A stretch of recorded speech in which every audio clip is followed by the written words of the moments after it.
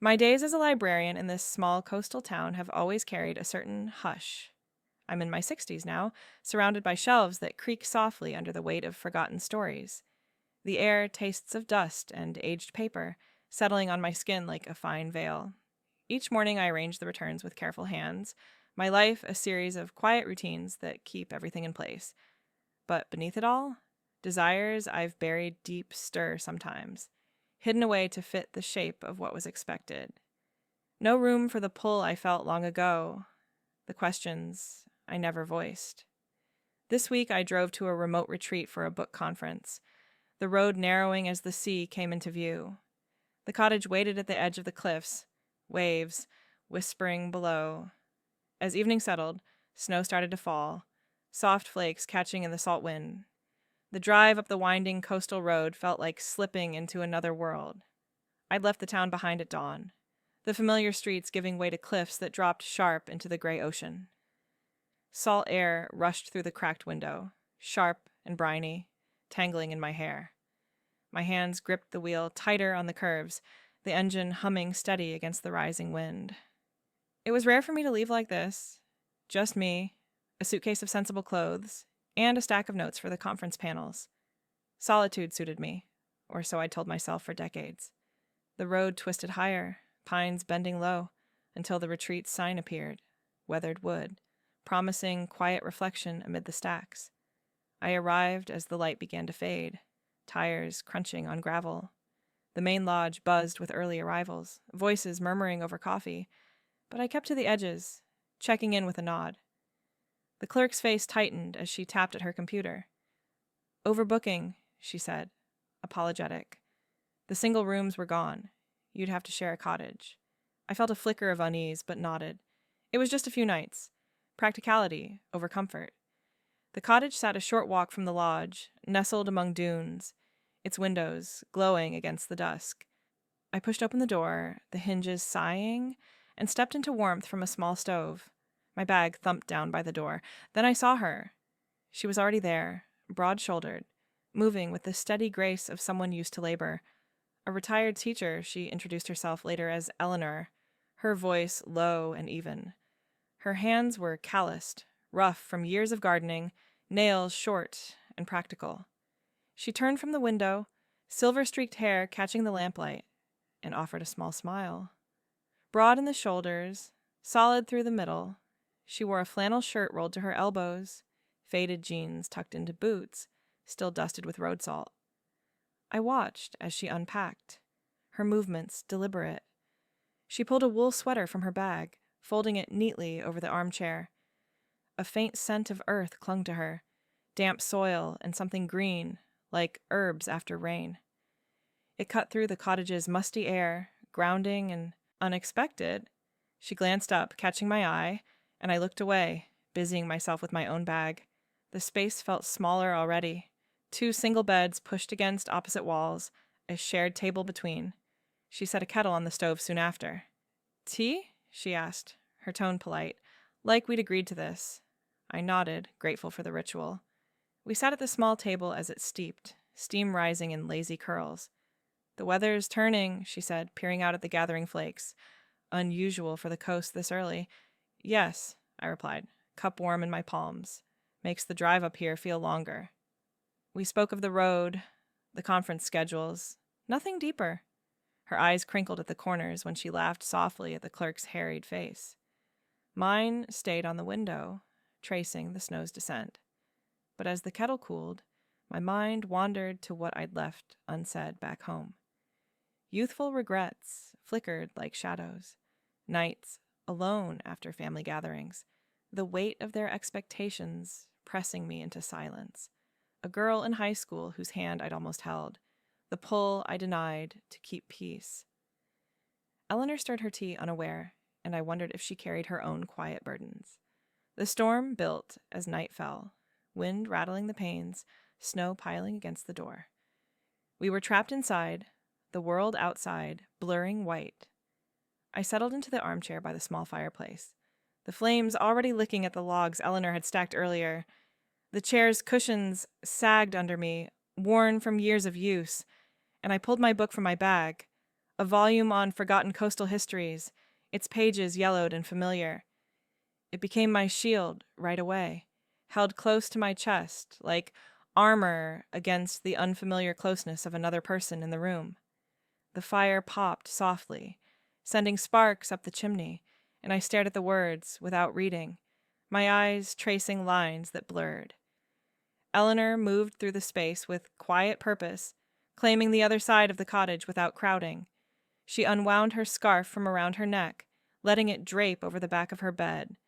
Silver streaks threaded through her dark hair, catching the firelight as it fell loose around her shoulders.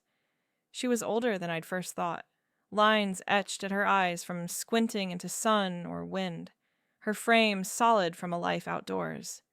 She hung her coat by the door, the faint earth scent following her, mixing with the wood smoke. The cottage felt fuller now, her presence a steady warmth against the chill seeping through the walls. Tension built in the air, thick as the snow outside.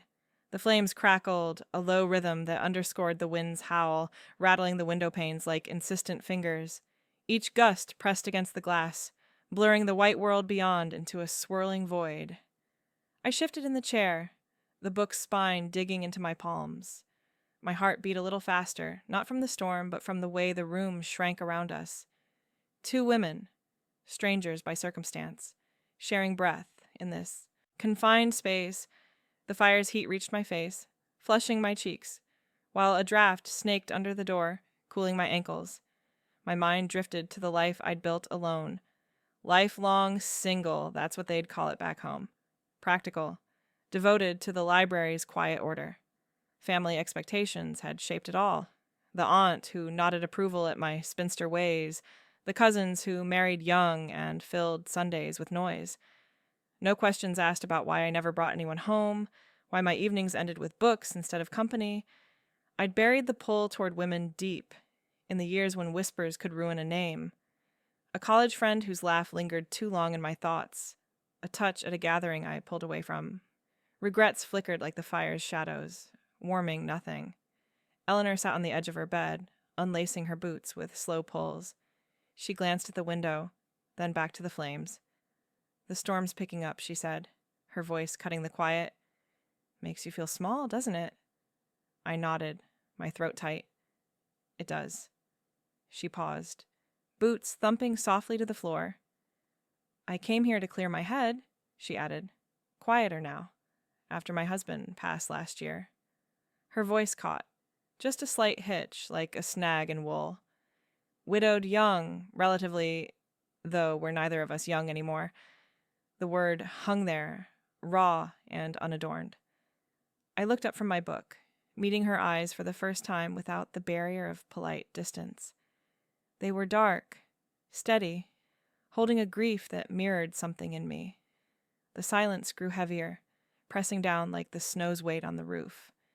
It wasn't empty. It thrummed with unspoken things. The storm's fury outside, the fire's insistent warmth inside, our shared isolation pulling us into focus.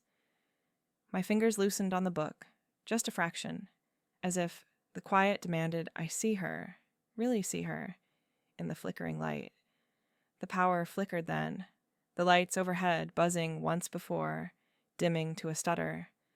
The room plunged into deeper shadow, the fire the only steady glow, drawing us closer to its uncertain circle. The candlelight danced across the walls, casting long shadows that twisted like unspoken thoughts. Eleanor rummaged in her bag, pulling out a tin of herbal tea. "Chamomile," she said, her voice steady over the storm's whine, "helps with the nerves." She lit the stove's burner with a match, the flame hissing to life. I watched from my chair, the book still open, but forgotten in my lap. Her hands moved with purpose, calluses catching the light as she measured leaves into a pot. Broad shoulders shifted under her flannel, the fabric worn soft at the seams. She poured water from the kettle, steam rising in fragrant curls that filled the room with a sweet, earthy calm. I couldn't look away. It was the way she handled things, deliberate, without waste, like she'd tamed wild gardens back home, coaxing life from soil. My chest tightened. Decades of hiding, that's what pressed in now. The queer pull I'd felt, since girlhood, buried under layers of small-town nods and library silence. Coming out at my age? It felt like cracking open a spine too brittle to bend. What if she saw me, really saw, and turned away? The fear sat heavy, a stone in my gut, warming only with the fire's glow. She carried the mugs over, handing me one. The ceramic warmed my palms instantly, chasing the draft that slipped under the door. We sat closer now, the small table between us, a flimsy divide. Thanks, I murmured, inhaling the chamomile's softness. It mingled with her scent, earth and faint soap, making the air feel thicker. She settled on the bed's edge, legs crossed, mug cradled like an old habit. The candle flickered, pulling her face into sharp relief. Lines from laughter, or maybe worry, etched deep. Conversation came in fits, halting like the power's earlier stutter. You a reader too? She asked, nodding at my book. Or just here for the panels? I sipped, the tea hot on my tongue. Both, I said. Books have been my steady thing. Teaching was mine, she replied, eyes distant. 30 years with high schoolers, shaping minds before they shaped the world. Memories flooded her voice. Kids reciting poetry wrong, the chalk dust on her hands at day's end. I listened, my own words stumbling out. Libraries let me keep stories safe. No chaos, just order.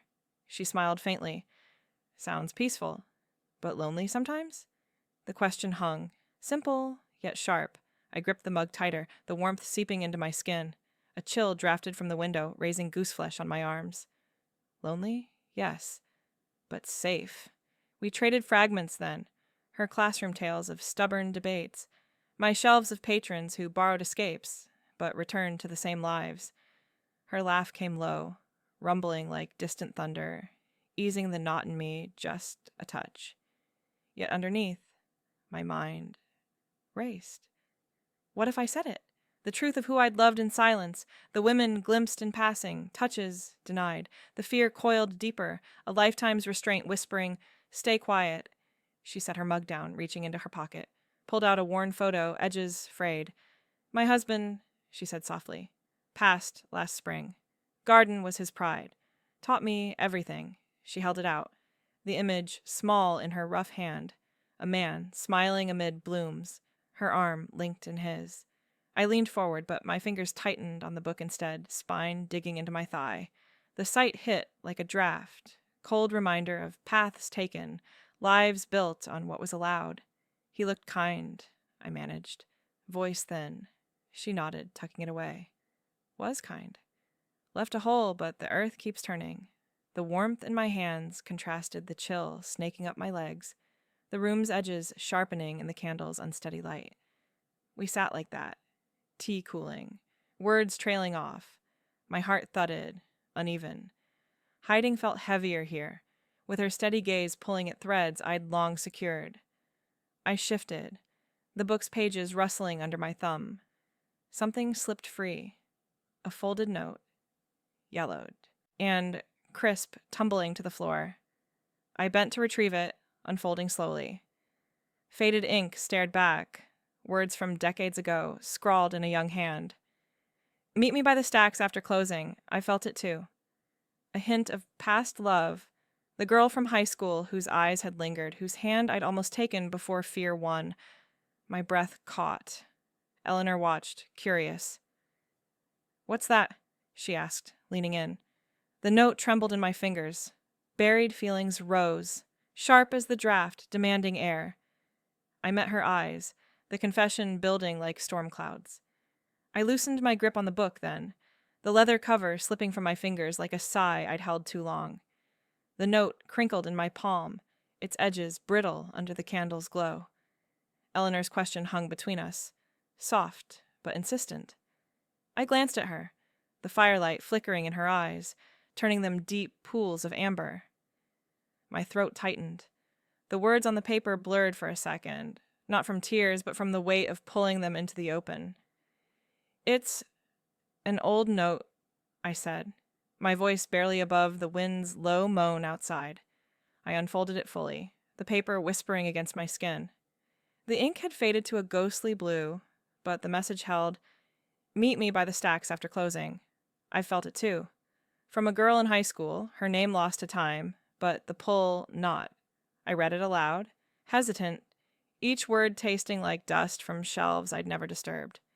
My cheeks warmed, the room's chill forgotten in the heat, rising through me. Eleanor leaned forward, her mug set aside on the table. She didn't interrupt, just listened, her broad hands resting open on her knees. The fire crackled, a spark popping free, and her eyes caught the light, reflecting it back steady, without judgment. The silence after I finished felt vast, the storm's howl fading to a distant rush. She nodded slowly, her silver-streaked hair shifting with the movement. "That's a brave thing to keep," she murmured, her voice low, like soil turning under a spade. "Hiding something like that all these years." I folded the note, but didn't tuck it away.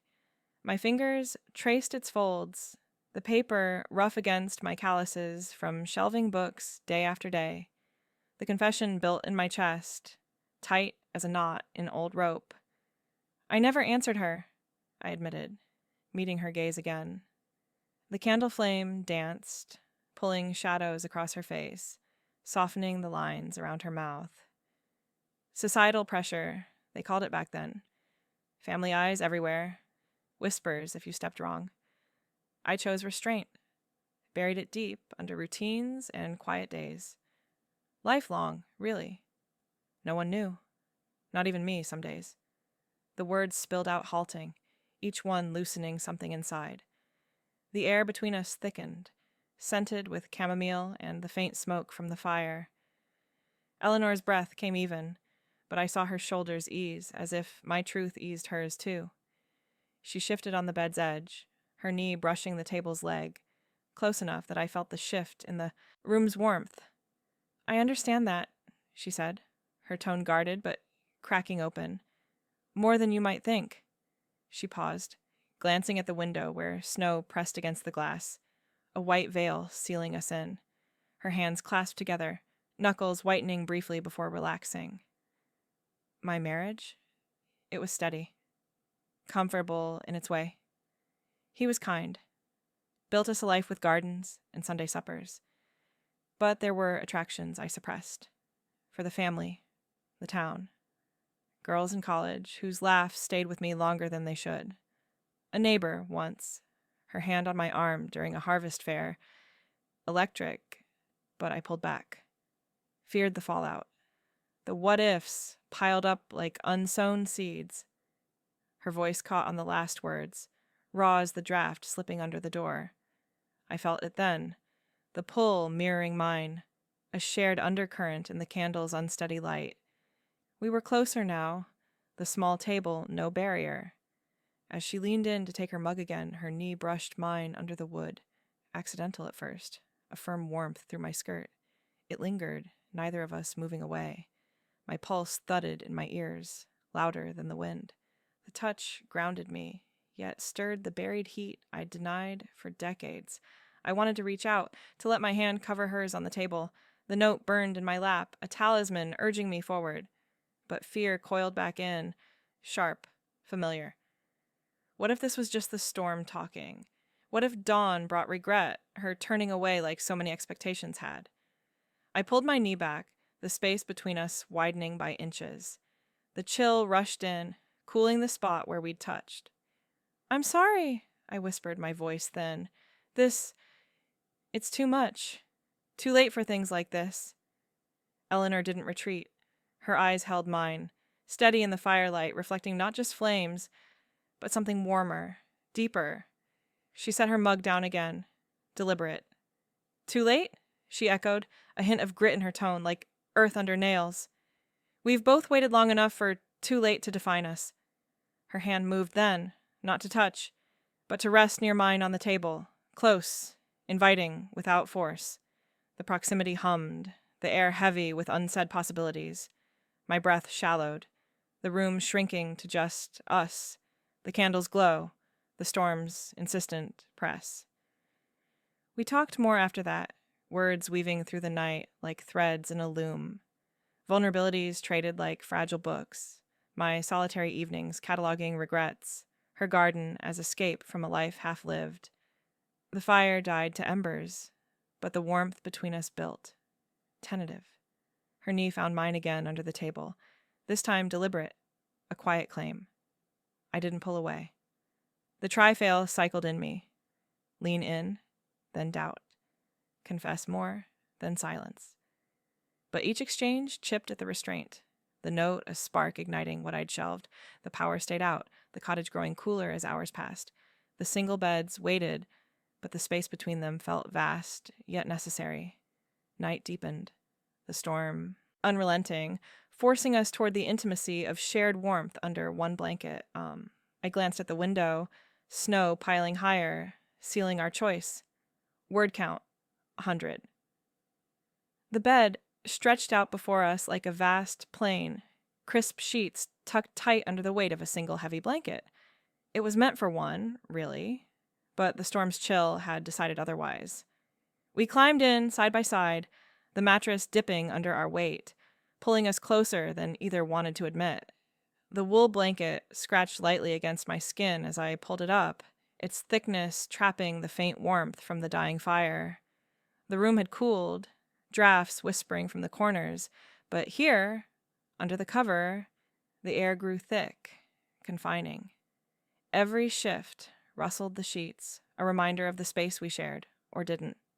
Vast in its emptiness, yet the inches between us felt like a barrier too thin to hold.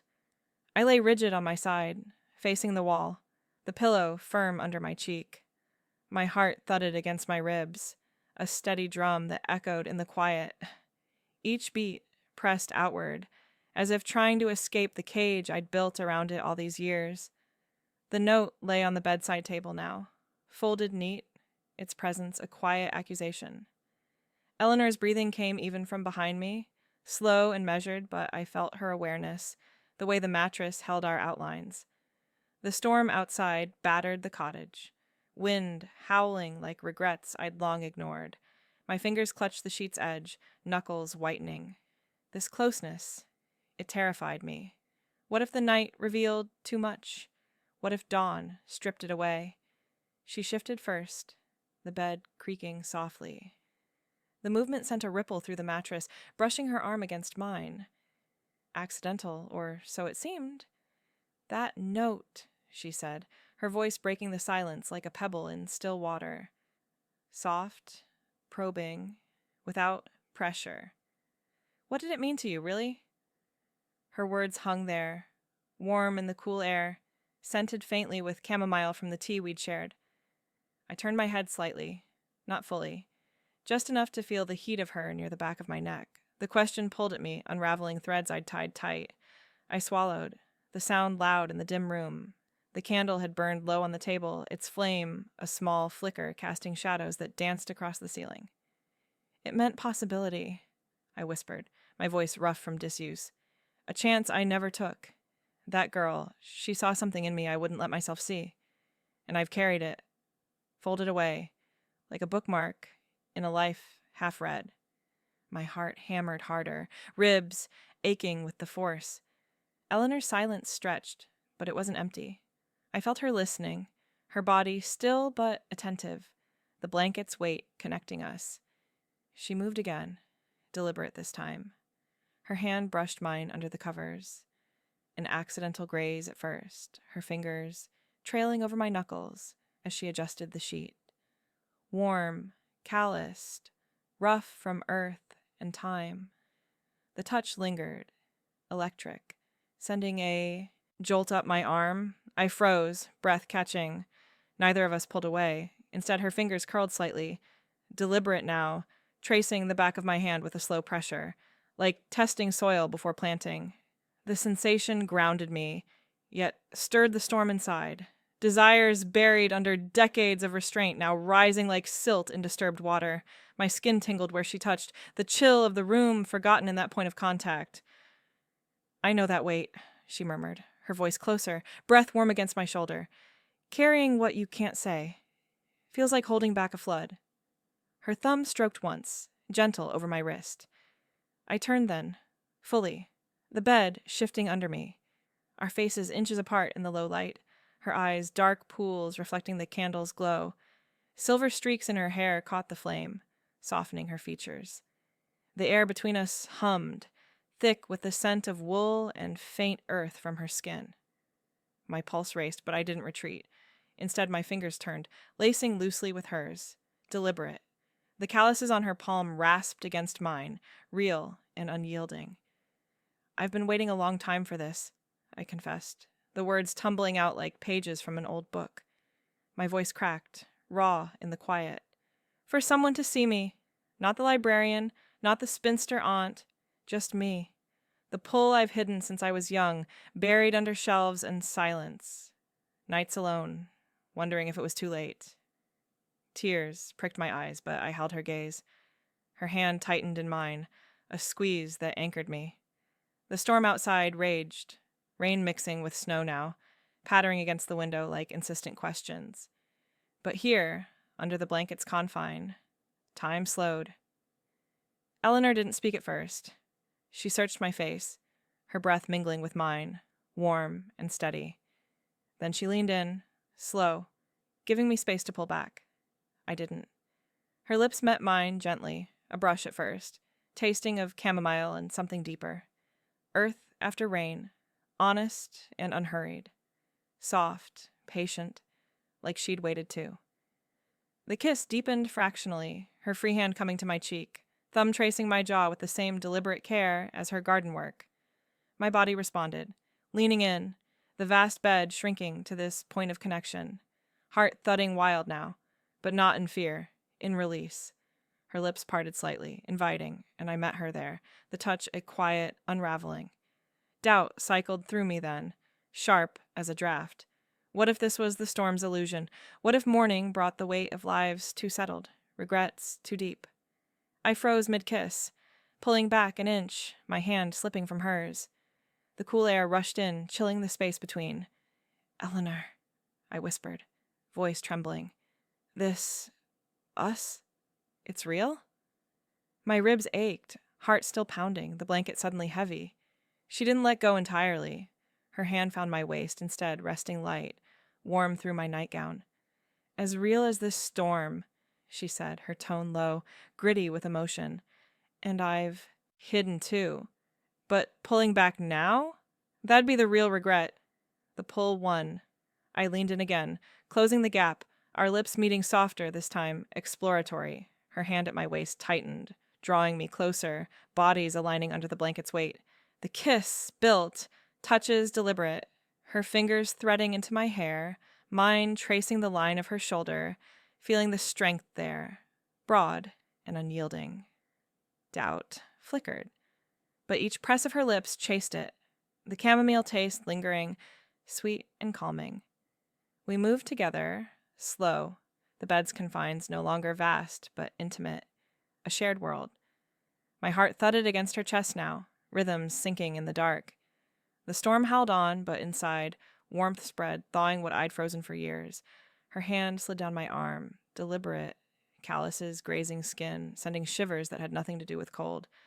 I mirrored her, fingers exploring the curve of her neck, the silver in her hair, soft under my touch. The kiss broke, breaths mingling, but we stayed close, foreheads touching. "No more waiting," she whispered, her voice a rumble against my skin. I nodded, words failing, but my hand in hers said enough. The cycle turned, doubt to pull, restraint to reach. Touches built, accidental no more, her leg brushing mine, then pressing, warm and sure, mine over her hip, holding the solidness of her. The night deepened, the candle guttering out, leaving us in darkness lit only by embers' glow. We talked in whispers between touches, her suppressed attractions, my buried notes, lives half-lived now overlapping. Each confession pulled us closer, the blanket a cocoon against the chill. Doubt crept in waves, freezing me once more, but her steady hand, her gentle kiss, tasting still of chamomile, drew me back. Leaning in, always leaning in. The vast bed became ours, confining yet freeing, sheets twisting as we shifted, hearts thudding in unison. Dawn's light filtered in slowly, gray and tentative through the frosted window. It tested the night's revelations, casting pale shadows across the rumpled blanket. I woke to her arm draped over my waist, warm and heavy, her breath soft against my neck. The storm had quieted, but the pull between us lingered, real in the morning's hush. Dawn crept in through the window, a pale gray light that softened the edges of the room. I woke slowly, the weight of Eleanor's arm draped over my waist, pulling me from sleep. Her hand rested there, warm and heavy, fingers splayed across my nightgown. The blanket had twisted around us during the night, trapping our shared heat against the fading chill. Her breath came steady against my neck, stirring the fine hairs there, a rhythm that matched the quiet lap of waves far below the cliffs. For a moment I lay still, letting the sensation sink in, the solid press of her body behind mine, the faint scent of earth and chamomile clinging to her skin. It felt real, this closeness, but the light brought a sharp edge to it, revealing the rumpled sheets and the world waiting outside. My heart thudded, not with the night's urgency, but a deeper ache. The storm had broken some time before dawn, its howl replaced by a distant drip from the eaves. Snow melted in patches on the windowsill, trickling down in thin streams. Freedom from the blizzard meant return to my structured days in the library, shelves demanding order, family glances that still carried old expectations. What if this was just the isolation speaking, a fleeting warmth in the dark, dissolving like mist under the sun? I'd spent decades in restraint, folding desires away like unread pages. Now, with her arm anchoring me, the fear twisted, pulling back to safety, or stepping into the unknown. My ribs tightened, breath shallow. I shifted slightly, testing the space, but her hold lingered, unconscious yet firm. She stirred then, her arm tightening for a second before loosening. A soft exhale against my shoulder.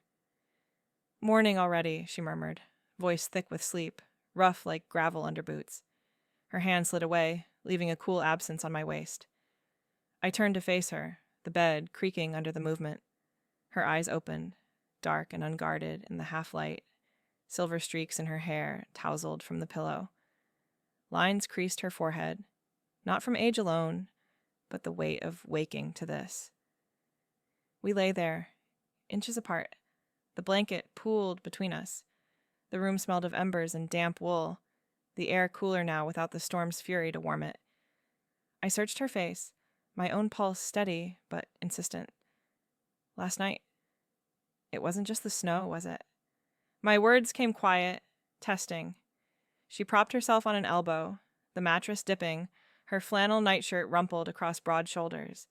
Her gaze held mine, steady but shadowed. It wasn't. But morning makes things clearer, sharper. She paused, hand resting on the sheet near mine, not touching. My life back home. It's settled. Gardens to tend, routines with the grandkids on weekends. A widow's life, comfortable in its tracks. Change at our age? It pulls at roots I've let grow deep. Her voice caught, just a hitch, like a snag in soil too dry. Uncertainty etched her features, the strong jaw softening with doubt. I felt it echo in me, the pull toward her, warring with the safety of alone. We rose slowly, the bed's warmth relinquished to the room's chill. I slipped into a robe, the fabric cool against my skin while she pulled on socks, her calloused feet padding across the wooden floor. The cottage felt larger in daylight, shadows retreating, but the space between us hummed with unspoken questions. Outside, the sky cleared to a pale blue, clouds parting like held breaths released. Snow clung to the dunes, but paths emerged, trampled by early risers heading to the lodge. The world intruded, practical and insistent. Breakfast came together in fragments, a shared necessity. Eleanor found eggs in the small pantry, cracking them into a pan on the stove with practiced hands. The sizzle filled the air, sharp and homey, mingling with the faint brine from the sea. I set the table, mugs clinking softly, buttering bread from a loaf left by the retreat. We sat across from each other, knees brushing under the narrow wood. The contact was deliberate now, warm through our clothes, a quiet anchor amid the uncertainty. She passed the salt, her fingers grazing mine, rough and real. The eggs steamed on our plates, simple and yellow, eaten in bites that stretched the silence. My heart thudded unevenly, the taste bland against the swirl in my chest. This could end here, I thought, part as polite strangers, the night a memory tucked away like the note. But the brush of her knee held me. Steadying, I set my fork down, the metal cool against the wood. "Eleanor," I said, voice low over the wave's distant crash. "Last night changed something. For me, at least." I reached into my robe pocket, pulling out a small key on a worn ring. It was to my library office, the back room with its locked shelves, my private space amid the public quiet.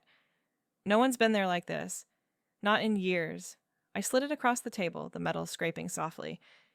"It's yours if you want. Come see the stacks. The real ones. Not just the conference panels. A symbol, small but open, inviting her into my world. Roots and all." Her hand covered the key, fingers closing around it, calluses pressing into my palm as she took it. Her eyes met mine, dark pools reflecting the clearing sky outside. "You mean that?" she asked, thumb stroking the metal once. I nodded, throat tight. More than routines. More than waiting. The fear lingered, but offering it eased the ache in my ribs. She pocketed the key, her knee pressing firmer against mine under the table. Then she stood, pulling me up with her, her arms wrapped around me, broad and solid, drawing me into her warmth. The embrace tightened amid the clearing skies, her chin resting on my shoulder, breath warm against my ear. It felt like roots, shifting, tentative but deep. No words, just the press of her body, the faint earth scent grounding me. Tears pricked my eyes, but I leaned in, hands on her back, feeling the steady thud of her heart against mine. We held there, the cottage's windows brightening, the storm's remnants melting away. The emotional peak crested, a quiet release in her hold, vulnerability shared, choices made in the light. But the retreat called, panels resuming, lives pulling us apart. We parted ways at the door, her hand lingering on mine, the key's weight in her pocket, a promise. "Drive safe," she said, voice low, eyes holding the lingering pull. "I'll call." The door clicked shut behind her, but the warmth stayed, a thread connecting us beyond the cleared paths. The drive home blurred the coastal views into streaks of gray and blue. I gripped the wheel, the road winding down from the cliffs, salt air still clinging to my scarf. Waves crashed below, whitecaps breaking like thoughts I'd left unsaid. Eleanor's key sat heavy in my pocket, its metal warm from my hand. The cottage faded in the rear view, but her touch lingered, calloused fingers on mine, the press of her knee under the table. Snow melted along the shoulders, muddied paths marking the storm's retreat. My heart thudded uneven, not from speed, but the pull of what we'd started. Decades of quiet days, and now this thread, fragile as a bookmark in wind. Home waited empty, the small house at town's edge silent as I turned the key. The door creaked open to dust motes dancing in late light, shelves of my own books lining the walls like silent sentinels. I dropped my bag, the thud echoing in the hush. The kitchen table sat bare, no mugs steaming with chamomile, no broad shoulders across from me. I moved through rooms, fingers trailing over familiar surfaces. Cool wood of the chair where I'd read alone, the window overlooking the empty street. Silence pressed in now, not comforting, but echoing with what-ifs. What if I'd pulled back harder last night? What if the key stays unused, gathering dust like the note? The air felt thicker, heavy with the scent of aged paper from my library bag, stirring memories of her voice, low and gritty, confessing her own hidden pulls. I sank into the armchair by the window, the cushion sagging under me. Outside, the sea rolled distant, its rhythm matching the ache in my chest. Regrets from youth flickered. The girl by the stacks, her faded words, a ghost I'd carried. Eleanor had seen it, held space for it without flinching, her arm over my waist at dawn, warm and real, thawing the frost I'd built. But doubt crept in with the evening chill, drafts slipping under the sill like old fears. Lives too settled, she'd said. Mine too, with library hours, and family nods that asked nothing, expected less. The key weighed on my thigh, a small rebellion against the quiet. I pulled it out, turning it in the light. Brass glinted, promising shelves shared, hands brushing over spines. The phone rang then, sharp in the stillness. I answered, breath catching. Her voice came warm, tentative, like sun on thawing ground. Made it home safe? Yes, I replied, my own softening. The cottage feels far already.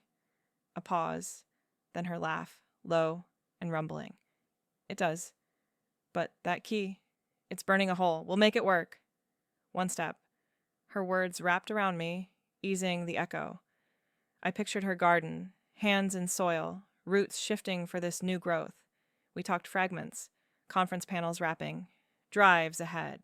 No promises grand, just the pull, steady as tides. Future visits hinted in her tone. A weekend at the library, her showing me earth under nails. Breaking free, one step at a time. No rush, but no turning back. The call ended soft, her goodbye lingering like chamomile on breath.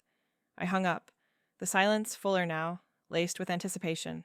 The house didn't feel empty. It waited. Like me. I rose, crossing to my desk, the book from the retreat in hand. The note, tucked inside. No, longer hidden, but placed deliberate. My grip loosened on the cover, fingers tracing the spine. Loose, finally, ready for pages turned. Sunset painted the window gold, pulling me back to the chair. I sat there, the key on the sill, catching light like a promise, half kept. The sea whispered below, its pull unexpected after years of steady shores. Eleanor's voice echoed in the quiet, warm against the evening chill. A late awakening, roots stirring in soil long settled. It felt wistful, this shift, like dust settling after a storm, leaving space for green. If this stirred something in you, those hidden notes, the waits too long, share your stories of late awakenings in the comments. We've all carried silences. Let's break them together. Subscribe for more tales of quiet courage, where women like us find the pull that changes everything. Your heart knows the way.